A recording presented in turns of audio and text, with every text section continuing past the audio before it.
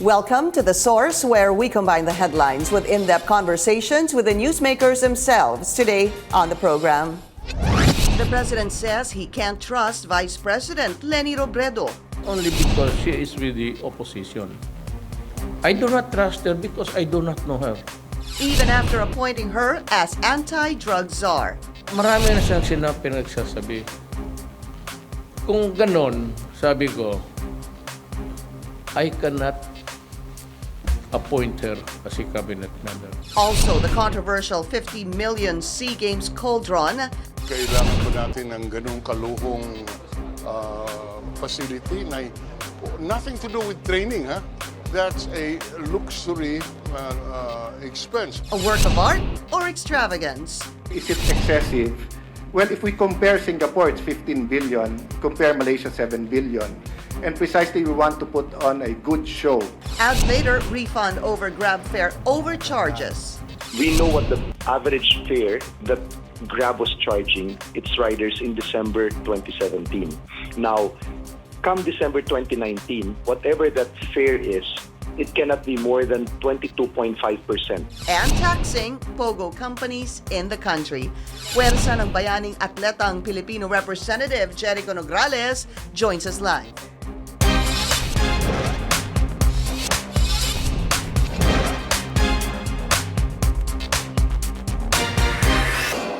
Thank you for joining us. I'm Pinky Webb. The country's antitrust body ordering ride-hailing app Grab to return 5,050,000 pesos in fares. This for overcharging riders from February to May of this year. The Philippine Competition Commission issued the order November 14th, giving it 60 days to pay the riders. In a statement, Grab said it will work closely with the PCC for the payment process. It will be announced 5 days before giving customers their money back. The commission said it has fined Grab 23.45 million pesos so far, which includes the refund. Let's go straight to the source of the story. We have TVA Party List Representative Jericho Nograles. Congressman, good to see you again. Welcome to the show. Thank you for having me, Pinky. You're welcome. The Philippine Competition Commission, or otherwise known as the PCC, ordering Grab to pay 5.050 to be exact, 5.050 million pesos to its riders who took the service from February to May of this year. My first question is, where is this overcharging coming from? Well, that is actually a very good question because I myself have been reviewing what the PCC announced last Monday, and it wasn't clear as to how they actually based. They only mentioned that, if it's 20% or 25% higher than the average in December, therefore there is an overcharging. But the fact remains that overcharging on the part of Grab is not new. If you recall, as early as July of last year, of 2018, the LTFRB has actually ruled that Grab overcharged the customers because of the unilateral increase of the fares. And of course, the customers are not aware on how they are charged. Now, my challenge to the PCC is for them to come out with the calculation of the 5.05 million because it's entirely possible that the PCC miscalculated the overcharging. That's number one. Because until now, Grab is not issuing exact receipts. There's a fare structure. Number one, there's like 15 pesos per kilometer.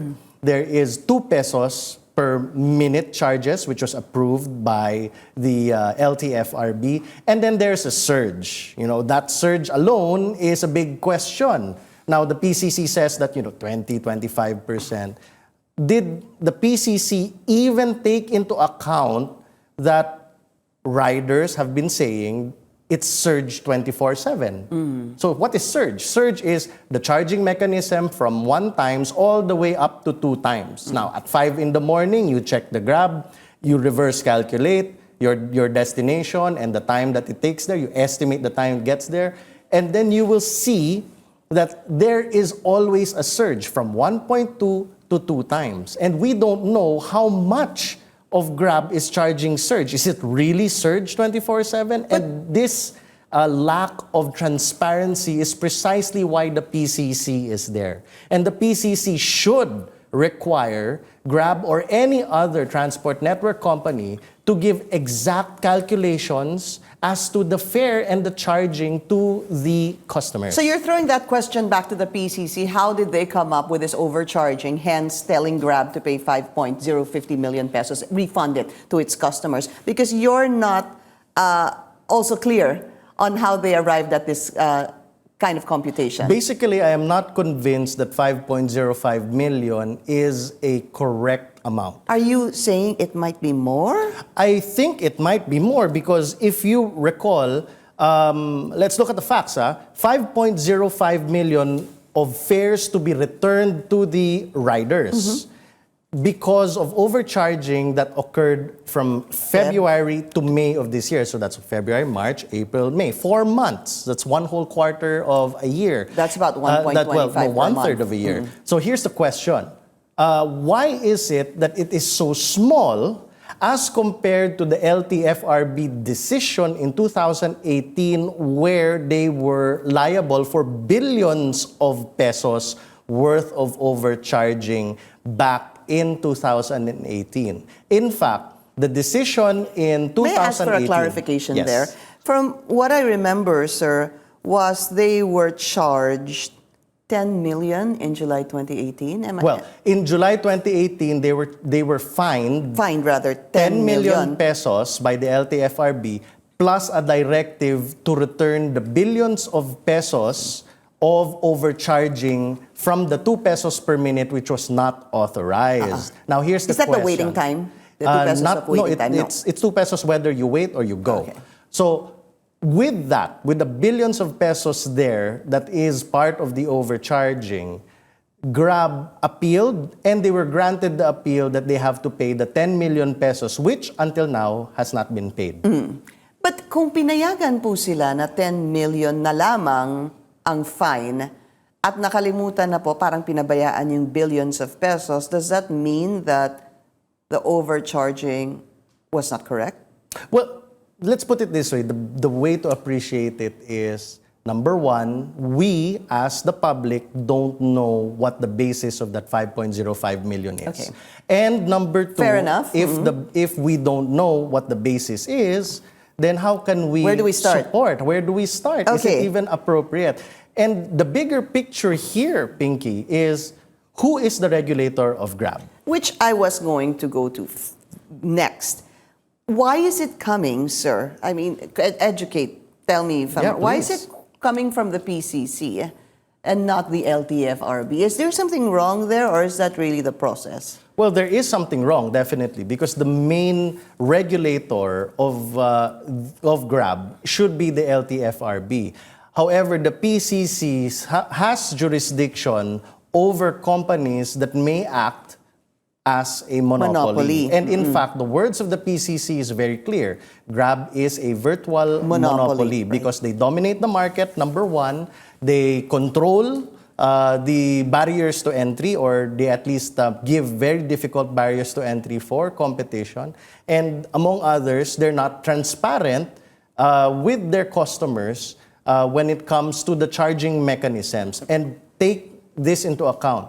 Grab or any transport network company has 2 customers, the rider Right. and the driver. Now, the rider is the one that pays the bills.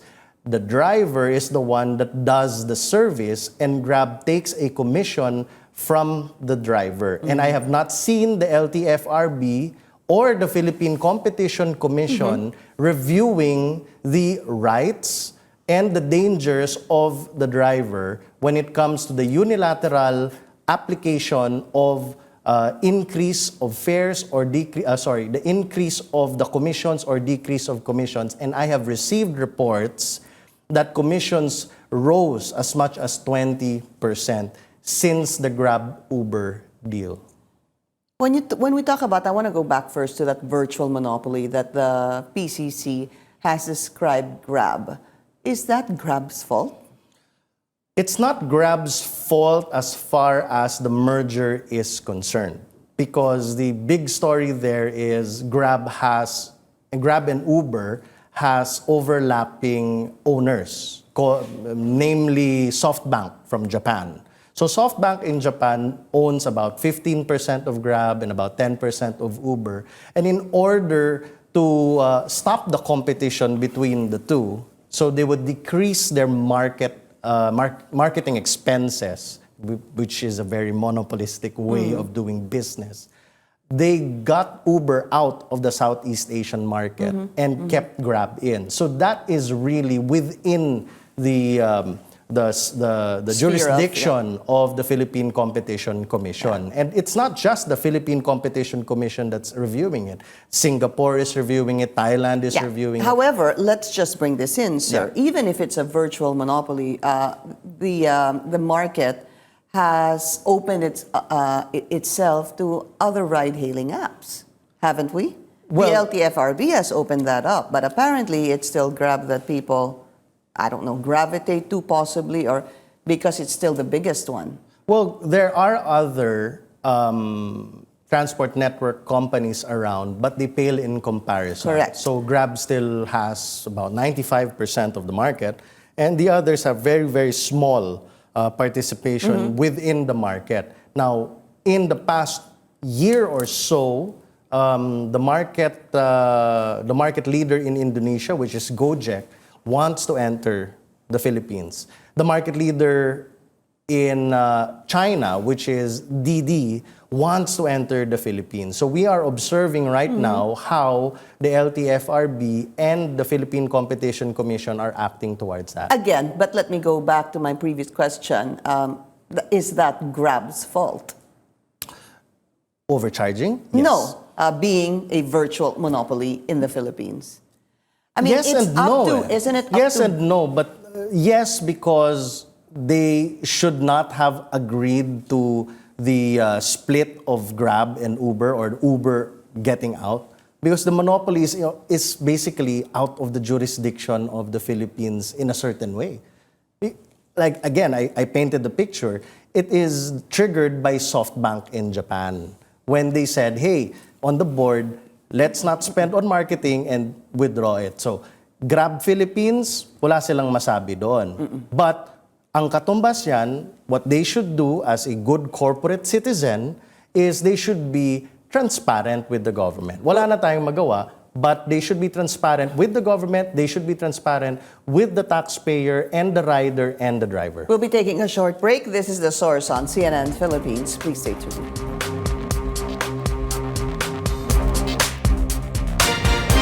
You're watching The Source on CNN Philippines. Our guest today, PBA Party List Representative Jericho Nograles. Sir, I just want to bring up the statement of Grab in response to the PCC ordering them rather to pay 5.050 million pesos. They're given 60 days from the directive, which was made November 14, and they said that they will be giving the public 5 days notice before the actual payment. What does this mean to you, that they agree with the PCC that there was overcharging? Well, basically, it's an admission that Grab did overcharge. And that being said, I'd like to see the calculation, more reason for me to ask for the calculation from the PCC as to the overcharging. So let me add to this. Are you planning to file any resolution in Congress to look into this? No, I am waiting for the development as far as this is concerned, because it's still a developing story. In fact, the bigger question also is, where is the LTFRB? The LTFRB should be the one who would say there is overcharging, and natutulog ba sila sa pansitan? So that's the problem. So, but you're not going to file a resolution just yet? Not yet, because actually what I am doing right now since the start of the 18th Congress is I am already editing again my original bill that was filed in the previous Congress as to regulating and defining transport network services. And that way, it has already expanded. I first filed that, let's say, 2017. And now a lot of things happened in 2018 and 2019. And now all of these issues are coming out. I need to integrate it in the bill as far as labor is concerned and taxation is concerned, and definition. When you want to regulate something like that, that comprises a bill, sir, Why the need, please let us know, why the need to do that when you actually have the LTFRB who's supposed to be on top of that? No, that's still a big debate right now. The LTFRB is regulating Grab without any clear definition. Like the basic question there is that, do you define Grab as a public utility? Do you define Grab or transport network company? Is Grab what is Grab's taxation liability? Are they liable for VAT, which is still not in any of the receipts that are given by Grab? There's no VAT there. There's no clear Then you should definition move there. in, Congress should move into this already. and get this Definitely, going. Congress should definitely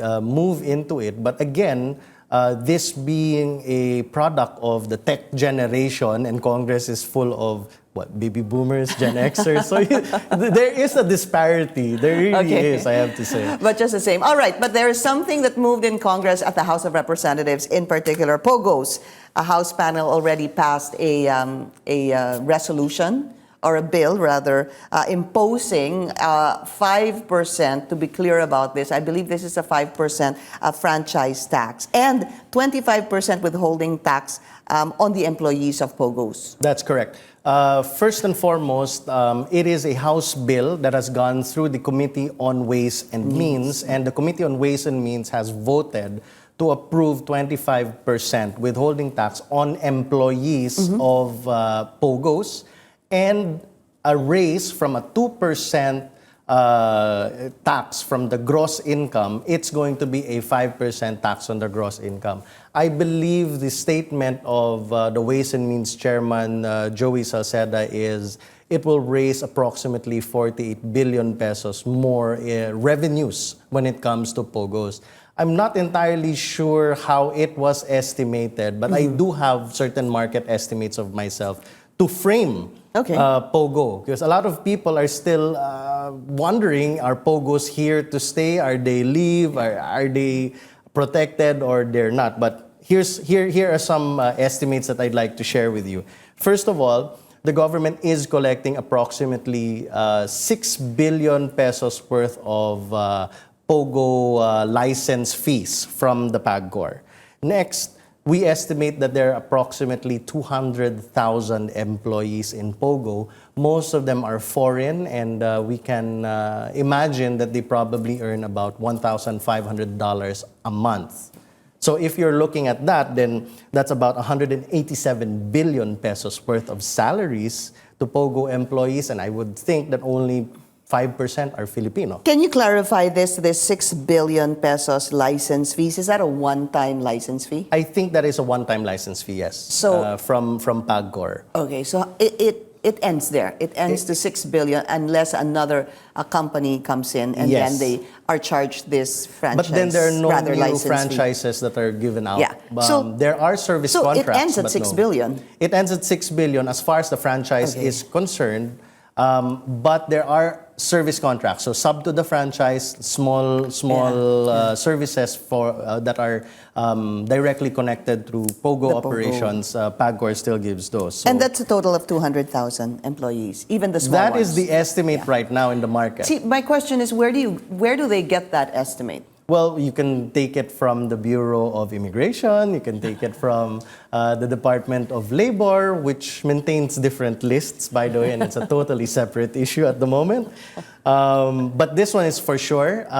Office space that they lease is estimated to be 1 million square meters already throughout the country. What do you mean 1 million? Oh, 1 million in total square meters, So I see. the 1 million square meters throughout the country, and if you say that they pay a lease of 800 pesos per square meter, we are looking at 9.6 billion pesos. But can they really be taxed? I guess that is, again, another argument. You have the OSG and the financial advisors not singing the same tune. Well, the one who is the final determinant on whether they can be taxed is Congress. So if Congress, through the That's why Committee you on need to- Ways guys need to and do that Means, soon. would say, we will tax them, then they will be taxed. And it As simple becomes as that. clearer that way. Yes. However, how about the fear, sir, of some that they might move elsewhere if you charge them this 5% franchise tax and this 25% withholding tax among the employees? Well, I'm glad that you brought that up because I just mentioned 1 million square meters of rent. And with 1 million square meters of rent, if the Pogo will vacate, that means there is additional space to be rented out by the BPO industry. The ones who are competing for the space is BPO and Pogo. And you have to understand that the BPOs are having a hard time expanding because Pogo is taking on the real estate. However, the effect would be there will be a decrease of the cost to rent the real estate, because we are estimating that 5% of the whole Philippine real estate market is for Pogos alone. 5%? 5%. In fact, that's huge. The estimates that I have been reviewing is that as far as the gross domestic product of the Philippines, the GDP, Pogos contribute approximately 1.4% alone. So with that huge percentage when it comes to our national economy, it serves the interest of the government to welcome Pogos. Would you protect it rather to a have them certain- stay? I think if with the proper regulation, we can have a win-win scenario, yes. We'll be taking another short break. This is The Source on CNN Philippines. Please stay tuned.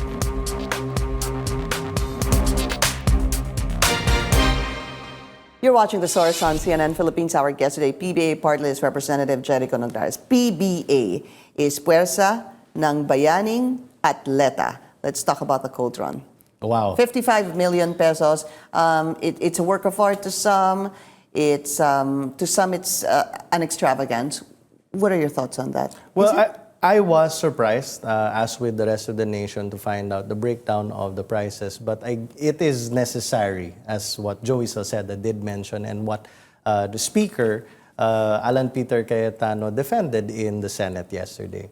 With the works, with the public works, with the design works, with the cost to actually operate it, that was really staggering amounts. However, it is necessary. I mean, every single event does have cauldrons like that. And a 55 million pesos is what? Too much or just right? Well, I'm no expert when it comes to operating cauldrons, but that is what they find. And I think if there is any irregularity there or any excesses, then it would be the Commission on Audit that must speak How on do that you one. feel, though, Congressman, when there are some people who will say that sa mga atleta, hihingi ka ng budget, nahihirapan? This is just one part of it. Ano? And of course, another sector says this needs to be there. This is going to be historic. It's going to be a landmark cauldron. Pero yung ibang atleta na, who go as far as saying, hindi nga kami makakuha ng budget tapos ito 55 million pesos. Well, unang-una, the cauldron's budget pales in comparison when it comes to supporting our athletes. We support our athletes in the billions of pesos on a yearly basis. And it is not just for one event, but for multiple events and for multiple people from underage athletes all the way to their maturity. And, you know, when you look at the cauldron, one thing to understand is that the cauldron will not be a one-time, big-time thing. Then that would be absolutely excessive. But it will be used. You look at our sports facilities that we have created through the BCDA, and you'll understand that the facilities is also not a one-time, big-time use. And we want, as a nation, to compete with the world when it comes to sports venues. You look at the you look at sports tourism, sports venues, hosting of sports venues. This is what, a $5 trillion a year industry. Now, if we can get that, not just the SEA Games, but eventually, you know, this is the stepping stone to eventually put ourselves on the map for the Olympics, and we've been certified worldwide, and magagamit din ito ulit. Now, which I hope we had more time, because the upkeep is also a question that Senator Drilon is asking, but we don't have time for that anymore. Thank you to PBA Party List Representative Jericho Nograles. Maraming salamat, sir. We'll get an update on the possible breakdown of GRAB and what the LTFRB says about this. Thank you for joining us here on The Source. I'm Pinky Webb. You're watching CNN Philippines.